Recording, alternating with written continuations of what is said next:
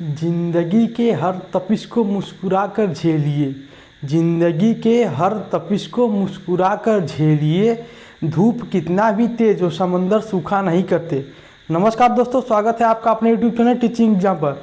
दोस्तों, आज भी बीटीसी सेकेंड सेमेस्टर के वर्तमान भारतीय समाज में प्रारंभिक शिक्षा पर मैं वीडियो बना रहा हूँ। इसके पहले मैं 3 वीडियो बना चुका हूँ। मैं आशा करता हूँ आप उन तीनों वीडियो को देख लिए होंगे। यदि आपने उन वीडियो को नहीं देखा है, मैं उनका लिंक डिस्क्रिप्शन में डलवा दूंगा, ठीक है। चलिए हम आगे चलते हैं, आज के लिए बात करते हैं। देखिए, शिक्षा की आवश्यकता क्यों है, शिक्षा का उद्देश्य क्या है, शिक्षा का महत्व क्या है, ठीक है। देखो, मैं तीनों क्वेश्चन को एक साथ लिया हूँ। यदि आप तीनों को एक साथ पढ़ते हैं तो आपको थोड़ा समझ में अच्छे से आएगा। यदि आप अलग अलग पढ़ेंगे तो आपको लगेगा तीनों एक ही है या एक ही में मिल जाएगा, आप उसे अच्छे से जो है प्रिपेयर नहीं कर पाएंगे, ठीक है। चलिए आइए, मैं तब वीडियो को शुरू करता हूँ। देखिए, यहाँ से शिक्षा की आवश्यकता क्यों है। देखिए, व्यक्ति के व्यवहार में परिमार्जन लाने के लिए, व्यक्ति के व्यवहार में परिमार्जन लाने के लिए शिक्षा क्यों आवश्यक है। व्यक्ति के व्यवहार में परिमार्जन लाने के लिए, परिमार्जन क्या है, व्यक्ति, परिमार्जन का जो अर्थ होगा यहाँ पे, व्यक्ति के व्यवहार में शुद्धता या और थोड़ा सा कुशलता लाने के लिए। देखिए, शिक्षा की आवश्यकता क्या है, व्यक्ति के व्यवहार में परिमार्जन लाने के लिए, अंतर्निहित गुणों के विकास के लिए। यह शिक्षा की परिभाषा है, आप इसे जानते हैं। व्यक्ति के अंतर्निहित गुणों का विकास करना ही शिक्षा है। शिक्षा के अभाव में मानव पशु तुल्य है। देखिए, शिक्षा क्यों आवश्यक, क्योंकि शिक्षा के अभाव में मानव जो है क्या है, पशु के तुल्य है। इसके आगे क्या, देखिए, हाँ, इसके आगे देखिए, मैं आपको कुछ हेडिंग बना के दे दिया हूँ। आप एग्जाम में आता तो आप इन हेडिंग को डायरेक्ट लिख देंगे। देखिए, शिक्षा के अभाव में मानव पशु तुल्य है, इसका थोड़ा सा अर्थ मैं बता देता हूँ। देखिए, यदि आप किसी अपने दोस्त या मित्र के यहाँ जाते हैं, यदि मान लीजिए आप लोग 4 लोगों का कोई ग्रुप है, अपने किसी दोस्त के यहाँ गए, जो आपका दोस्त होगा आपके लिए 4 पीस मान लीजिए बर्फ़ी ला के रखा आपके लिए, तो आप लोग तुरंत अंदाज़ा यह लगा लेते हैं कि नहीं, एक पीस सभी लोगों का है। आप जब भी उठा के खाएंगे तो आप 1 पीस, अधिकतम 1 पीस उठाएंगे, या तो आप आधा भी करके खा सकते हैं, लेकिन आप 1 पीस अधिकतम उठाएंगे। आप 2 पीस या चारों नहीं खा जाएंगे अकेले, ठीक है। अब देखिए, यदि किसी पशु के पास, यदि किसी कुत्ता हो गया, जैसे आप भैंस हो गया, उसके यदि 4 भैंस है, उनके बीच यदि आप 4 रोटी ले जा के रखेंगे, जो सबसे मजबूत होगा जानवर, भैंस जो सबसे तगड़ी होगी, वही 4 रोटी अकेले खा जाएगी और उन तीनों को नहीं देगी। क्यों नहीं देगी, क्योंकि उसके पास शिक्षा नहीं है, उसे इस चीज़ की समझ नहीं है कि नहीं 1-1 रोटी सभी को खाना है बांट कर। वह सोचे कि चारों हम ही खा लें, चारों हमारे लिए ही आया है, ठीक है। तो शिक्षा के लिए, इसलिए जो है, शिक्षा के अभाव में क्या हो जाता है, मानव पशु तुल्य हो जाता है। आप देखते होंगे कुत्ते के लिए, यदि आप 2 रोटी लेके गए, आप एक रोटी उस कुत्ते को दिए, 1 रोटी उस कुत्ते को दिए, तो क्या करता है, जो कुत्ता तगड़ा होता है दोनों रोटी खा जाता है। अपने सामने जो कमज़ोर कुत्ते को वह नहीं देता है। क्यों नहीं देता है, क्योंकि उसके पास शिक्षा नहीं है, ठीक है। लेकिन आप कहीं जाते हैं, आपके सामने यदि 4 लोग हैं, यदि 4 बर्फ़ी आती है तो आप उसमें से 1 ही उठाते हैं, आप कहते हैं बाकी 3 हमारे 3 साथियों के लिए बचा है, ठीक है। इससे अच्छा दोस्तों कोई तरीका नहीं है आपको समझाने का। मैं आशा करता हूँ आप समझ गए होंगे। देखिए, यहाँ पे आपको कुछ याद नहीं करना। देखिए, शिक्षा क्या करती है, व्यक्ति के व्यवहार में परिमार्जन करती है, अंतर्निहित गुणों का विकास करती है। शिक्षा के अभाव में क्या है, मानव पशु तुल्य है। देखिए, अब इसके नीचे कुछ हेडिंग है जो आप उसे देख लेंगे। देखिए, शिक्षा क्या करती है, जो वैदिक काल में था क्या करती, चरित्र का निर्माण करती थी, अंतर्निहित गुणों का क्या करती, विकास करती है। और देखिए, शिक्षा क्या करती, सर्वांगीण विकास, मतलब देखिए, चरित्र के निर्माण हेतु, देखिए जो आवश्यकता आप लिखेंगे, क्या लिखेंगे, चरित्र के निर्माण हेतु, अंतर्निहित गुणों के विकास हेतु, सर्वांगीण विकास हेतु, राष्ट्रीय एकता हेतु, राष्ट्रीय विकास हेतु, सामाजिक सुधार हेतु, अनुशासन हेतु, नैतिक विकास हेतु, संचालन या नेतृत्व हेतु, सांस्कृतिक विकास हेतु। शिक्षा जो है इतने कार्यों के लिए क्या है, आवश्यक है। और भी आप चाहते हो तो आप पॉइंट यदि बना के लिखना चाहते हो आप लिख सकते हैं, लेकिन आपको इन सब पॉइंटों को थोड़ा सा फोकस करना होगा, या इनसे आप समझ लीजिए। यदि आप समझ लेंगे तो आपको लिखने में थोड़ा आसानी हो जाएगी। देखिए, जो शिक्षा है क्या करती है, वैदिक काल में था, चरित्र का निर्माण था, शिक्षा की परिभाषा अंतर्निहित गुणों का विकास है, सर्वांगीण विकास है। देखिए, आप इसको यदि आप इसे तोड़ेंगे ना, सर्वांगीण विकास को, देखिए आप मतलब इसे कई तरीके से लिख लेते हैं, सामाजिक विकास, सांस्कृतिक विकास, शारीरिक विकास, मानसिक विकास, बौद्धिक विकास, जितना भी विकास यदि आपके दिमाग में आ रहा है उसे हम एक बार में क्या लिख सकते हैं, सर्वांगीण विकास लिख सकते हैं। ठीक है, यदि आप चाहते हैं तो तोड़ के यहाँ पे इतने सारे आप लाइन और भी बना सकते हैं। देखिए आप एग्जाम में यदि इस तरह लिखते हैं, ये देखिए क्या है, ये एक तरह से क्या हेडिंग हो जाएगी। ठीक है, यह एक अलग हेडिंग है, यह एक अलग हेडिंग है, ये अलग हेडिंग है। आप देखिए इस हेडिंग के अंदर आपको लिखना नहीं है, बस आप यह देता था कि इसको लिखने के बाद शिक्षा की आवश्यकता क्यों है, इतना लिखने के बाद लिखा शिक्षा की आवश्यकता शिक्षा की आवश्यकता के प्रमुख कारण निम्नलिखित हैं। उसको लिखने के बाद आप इसे डाल देंगे, सर्वांगीण विकास हेतु, राष्ट्रीय एकता हेतु, राष्ट्रीय विकास हेतु, सामाजिक सुधार हेतु, अनुशासन हेतु, नैतिक विकास, संचालन या निर्देशन हेतु, सांस्कृतिक विकास हेतु। अब देखिए आप इस कथन को सर्वांगीण विकास को आप तोड़ के लिख सकते हैं, शारीरिक, मानसिक, नैतिक, बौद्धिक आए तोड़ के इसे चाहते तो आप इसके बारे में भी लिख सकते हैं। देखिए आप यदि इस तरह से लिखते हैं तो जानते हैं आपका जो एग्जाम में जो पेज है वो लगभग आप इसे तो एक पेज से ज़्यादा ही चला जाएगा। यदि आप अच्छे से थोड़ा सा फैला के इसे लिखेंगे तो पूरा एक पेज जो आपका पूरा ले लेगा। यदि आप इस तरह से 4 या 5 क्वेश्चन आता है, इस तरह से 4 या 5 क्वेश्चन लिखते हैं, आपको बी कॉपी लेने की नौबत आ जाती है। आप देखते होंगे कि आपके जो क्लास में आप बैठे होंगे पेपर देने के लिए, पता चलता है आपका ये कॉपी ही नहीं भरा, लेकिन आपका पड़ोसी जो है बी कॉपी के लिए डिमांड कर देता है। तो क्या करता है, ये इसी तरीके से वो लिखता है। ठीक है, यही तरीका है।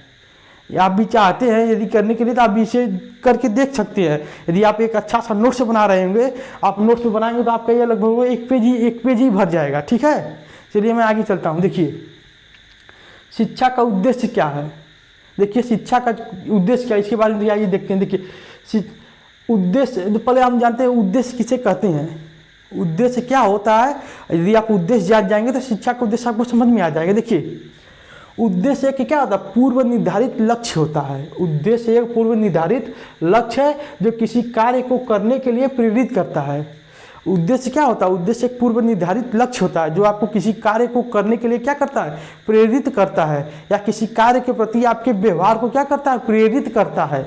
ठीक है, किसी कार्य की सफलता के लिए उद्देश्य की क्या होती है, आवश्यकता होती है। देखिए कोई भी कार्य हो उसके लिए आपके पास एक उद्देश्य होना बहुत ही जरूरी है। यदि आपके पास उद्देश्य नहीं होगा, आप उस कार्य को सुचारू रूप से कंटिन्यू नहीं रख सकते हैं। आप बार बार उसमें ब्रेक हो जाएगी या उलझन आएगी, आप उस कार्य को छोड़ देंगे। यदि आप उद्देश्य बना लिए, नहीं हमें यह कार्य करना है, हमें यह कार्य करना है, कितना हो वो उलझन आए, कितना हो रुकावट आए, फिर भी आप उसके लिए उठते हैं और तैयार होते हैं, उस कार्य को पुनः करने के लिए लग जाते हैं। ठीक है, इसलिए किसी कार्य को करने के लिए उद्देश्य की बहुत ही आवश्यक भूमिका होती है। देखिए उद्देश्य के ज्ञान के बिना शिक्षक उस नाविक के समान है तथा छात्र उस पतवार विहीन नौका के समान है जिसका कोई लक्ष्य नहीं है। देखिए यदि आपके पास उद्देश्य नहीं है तो जो मतलब देखिए उद्देश्य के बिना शिक्षक उस नाविक के समान है। जो एक नाव है, एक नाव का जो क्या होता है, नाविक होता है।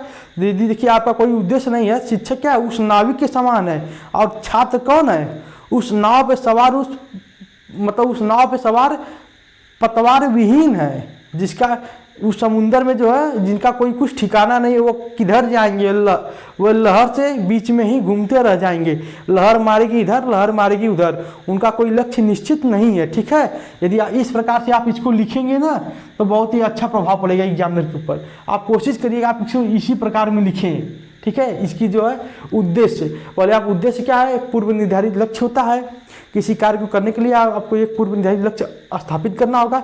यदि आप ऐसा नहीं करते हैं तो आपको कोई रुकावट आएगा, बहुत सारे अड़चने आएंगी, आप कार्य को क्या करेंगे, छोड़ देंगे। यदि आप अपने लक्ष्य को फिक्स कर चुके हैं, बहुत सारे उलझन रुकावट आने के बाद भी आप क्या होगा, आप उसका सामना करते हुए अपने कार्य को क्या करेंगे, पूरा करेंगे और उसके लिए आप लगे रहेंगे। ठीक है, आगे चलिए। देखिए इसको मैं आपसे बाद में चर्चा करूँगा।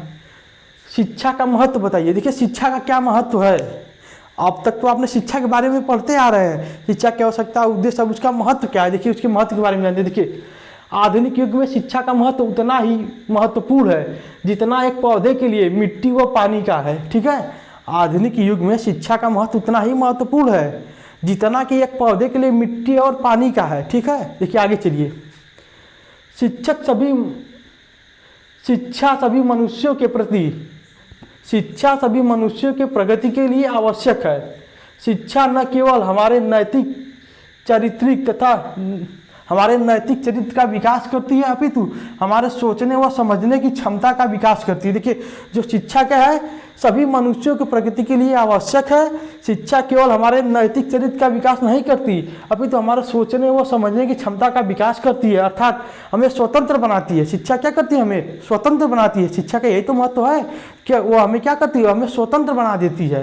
यदि हम शिक्षा प्राप्त कर लेते हैं, हम क्या हो जाते हैं, एक तरीके से हम स्वतंत्र हो जाते हैं किसी भी चीज़ को सोचने के लिए, किसी भी चीज़ को समझने के लिए। ठीक है, उसी को यहाँ पर बस आपको लिखना है, समझना है। देखिए, इसके लिए भी आप चाहते हैं तो थोड़ा सा नीचे हेडिंग डाल सकते हैं। ये भी क्वेश्चन आया तो इसके लिए आप देखिए थोड़ा सा हेडिंग डाल सकते हैं। देखिए, शिक्षा का महत्व क्या है, हम कहें राष्ट्रीय महत्व है, सांस्कृतिक महत्व है, सामाजिक महत्व है, व्यावसायिक महत्व है, शैक्षिक महत्व है। और इसके बाद थोड़ा सा और डालना तो डालिए, राजनीतिक महत्व है, आर्थिक महत्व है, वैज्ञानिक महत्व है। आपके दिमाग में और कोई भी महत्व आता है तो आप उसे डाल सकते हैं। देखिए, यहाँ मुझे पूछा गया है शिक्षा की आवश्यकता क्यों है। आपसे पूछेगा किसी राष्ट्र के लिए शिक्षा की आवश्यकता क्यों है, किसी देश के लिए शिक्षा की आवश्यकता क्यों है, किसी समाज के लिए शिक्षा की आवश्यकता क्यों है। देखिए, सबके लिए एक ही उत्तर होगा, चाहे राष्ट्र का दे, चाहे देश का दे, चाहे समाज का दे, चाहे वो किसी व्यक्ति के लिए ही क्यों ना करे, शिक्षा की आवश्यकता क्यों है। देखिए, एक ही उत्तर होगा, आप इसमें कंफ्यूज नहीं होंगे। ठीक है, क्वेश्चन देखिए वो आपसे घुमा के पूछेगा, लेकिन आपको कंफ्यूज नहीं होना है, आपको उत्तर उसी रूप में दे देना है। देखिए, शिक्षा का उद्देश्य क्या है, आपसे पूछेगा किसी राष्ट्र के लिए शिक्षा का उद्देश्य क्या होगा, किसी व्यक्ति के लिए शिक्षा का उद्देश्य क्या होगा, किसी समाज के लिए शिक्षा का उद्देश्य क्या होगा। हाँ, पूछेगा किसी अनपढ़ व्यक्ति के लिए शिक्षा का उद्देश्य बताइए, इसके आगे कुछ अनपढ़ लगा दिया। हाँ, किसी जनजाति के लिए शिक्षा का उद्देश्य बताइए, तो मतलब चीज़ वही है, आपसे पूछ रहा है, एक ही चीज़ वो पूछता है, लेकिन वो थोड़ा सा घुमा के पूछता है। आप उसी पे फोकस करेंगे और इस तरीके से उसको लिखेंगे, आप कंफ्यूज नहीं होंगे। ठीक है, अब यही बात यहाँ पर भी लागू होगी। शिक्षा का महत्व क्या है, किसी राष्ट्र के लिए बताइए, किसी देश के लिए बताइए, किसी संस्कृति के लिए बताइए, किसी व्यक्ति के लिए बताइए, अपने समाज के लिए बताइए। ठीक है, यहाँ पर वही चीज़ लागू होगा। ठीक है, मैं आशा करता हूँ आपको ये वीडियो समझ में आ गया होगा। देखिए, अब आगे चलिए। देखिए, शिक्षा का कार्य बताइए, शिक्षा का क्या कार्य है। आपसे यह पूछा जाए शिक्षा का कार्य क्या है, आप क्या बताएंगे। आपसे यह पूछे शिक्षा का मतलब शिक्षा का कार्य, राष्ट्रीय जीवन में शिक्षा का क्या कार्य है, या सामाजिक जीवन में शिक्षा का क्या कार्य है। देखिए, जो शिक्षा का कार्य है आप उसी के लिख देंगे। देखिए, चरित्र का निर्माण करना है, अंतर्निहित गुणों का विकास करना है। देखिए, यहाँ पे आवश्यकता में जो है आप हेतु लगा दिए हैं, लेकिन जो इसमें लिखेंगे तो चरित्र का निर्माण करना, शिक्षा का कार्य क्या बताएंगे, तो इसका निर्माण करना। देखिए, शब्दों से आपको खेलना है, इसमें निर्माण करने, चरित्र का निर्माण करने हेतु, विकास करने हेतु, विकास मतलब सर्वांगीण विकास हेतु, राष्ट्रीय एकता हेतु। लेकिन यहाँ भी क्या करेंगे, चरित्र के निर्माण हेतु, अंतर्निहित गुणों के विकास हेतु, राष्ट्रीय एकता हेतु, सामाजिक सुधार हेतु, अनुशासन हेतु, नैतिक विकास हेतु, संचालन हेतु, सांस्कृतिक संरक्षण के लिए। ठीक है, देखिए, जब राष्ट्र के लिए कहेगा आप क्या कहेंगे, राष्ट्रीय एकता के लिए, राष्ट्रीय अखंडता के लिए, राष्ट्रीय संप्रभुता बनाए रखने के लिए, हाँ, राष्ट्रीय विकास के लिए। इस प्रकार से देखिए, आप राष्ट्रीय में आप इस प्रकार शब्दों को लगाएंगे। देखिए, और सामाजिक जीवन में कहेगा आप कहेंगे सामाजिक सुधार के लिए, सामाजिक उन्नति के लिए, सामाजिक कुरीतियों के दमन के लिए, सामाजिक एकता को बनाए रखने के लिए। देखिए, आप इस प्रकार से आप इसको लिखेंगे। मैं आशा करता हूं जिस प्रकार से मैं आपको समझा रहा हूं, देखिए, मेरा वीडियो बनाने का मकसद है आपकी समझ को विकसित करना। आप इसे देखिए और अपने समझ को विकसित कीजिए। देखिए, यदि आप इसका नोट्स बना रहे हैं तो बहुत अच्छी बात है, यदि आप नहीं बना रहे तो आप एक अच्छे से नोट्स बना लीजिए। आप जब इसका नोट्स बनाएंगे तो आपकी समझ क्या करेगा, और भी विकसित कर देगा।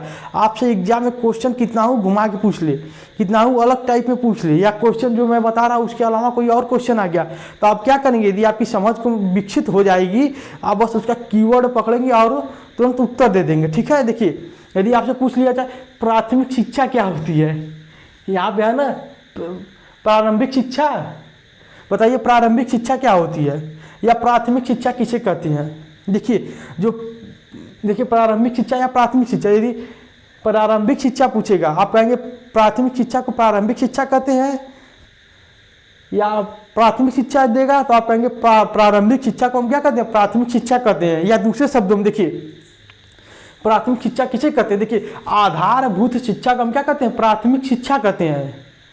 वह शिक्षा जो अगली शिक्षा के लिए नींव का कार्य करे उसे हम क्या कहते हैं? प्राथमिक शिक्षा कहते हैं। प्राथमिक शिक्षा जो है 6 से 14 वर्ष तक के बालकों के लिए निःशुल्क एवं अनिवार्य है।